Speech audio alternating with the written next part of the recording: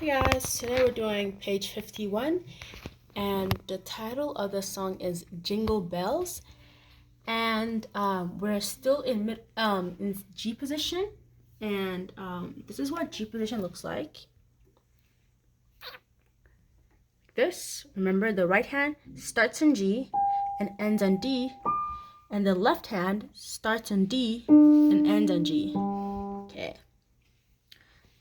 So, and now we're playing both the left hand and the right hand at the same time. And here it goes.